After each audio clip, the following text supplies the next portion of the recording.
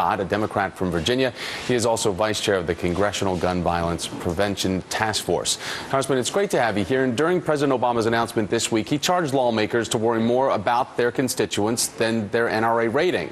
I want to point out to you that you got an F rating, so everybody knows, by the NRA. But as we take a look at this chart, it highlights the NRA ratings and the campaign donations to Democratic senators who are either on the fence about the president's plans or refusing to comment about those plans. They include Senate Majority Leader Harry Reid, Senator Joe Manchin, who I want to point out is the only senator on that list that received a campaign contribution from the NRA. What do you think is the big reason behind the division among Senate Democrats? Well, in the studio, I can't see the list you just put up, but just let me say that this is not a new issue. Gun safety has been an issue that everybody deals with over the years, and some have come to a conclusion on the issue. So it's the public, I think, has taken a different view of the issue after Newtown. You had 20 children, bodies riddled with bullets, mass murder. I think it's provoked a totally different reaction. So some of the previous positions may not hold. I think you've also got a situation where 75% of the public now support an assault weapons ban. But that's not the only issue before us. You have the size of the magazines. Many people have suggested that the size of the magazine is more important an issue than the weapon. Most of the mass shootings have been interrupted during the time that they're trying to change magazines, and that gives you limiting the magazine, I think, may have more of an impact than the weapon itself. Gabby Giffords' situation, for example, was I believe, a handgun with a huge magazine, and they were able to get off many bullets with just a handgun.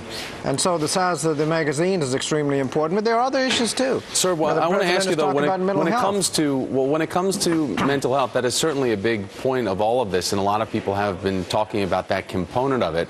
But you are the vice chair of the Congressional Gun Violence Task Force. However, your colleague, Bob Goodlatte of Virginia, congressman, also is now the chair of the House Judiciary, which is going to oversee any type of gun restrictions, gun regulations of the 113th. He said last month there is no appetite for this. So is he the biggest obstacle to seeing something progressively move forward through what we know to be is a pretty choppy waters there in D.C. right now?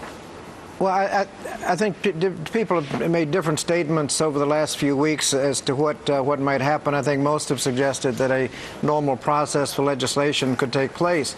But, I mean, you can't focus just on the assault weapons ban part of it. You've got mental health. You've also got violence prevention generally. The Attorney General, I think you just mentioned a report that was issued just a few days before the Newtown tragedy, went into great lengths on how you can reduce violence generally. Children, the problems associated with children exposed to violence, and they went to great lengths to show how you can, with evidence-based approaches, reduce violence. The Youth Promise Act is supported by a lot of youth juvenile justice organizations.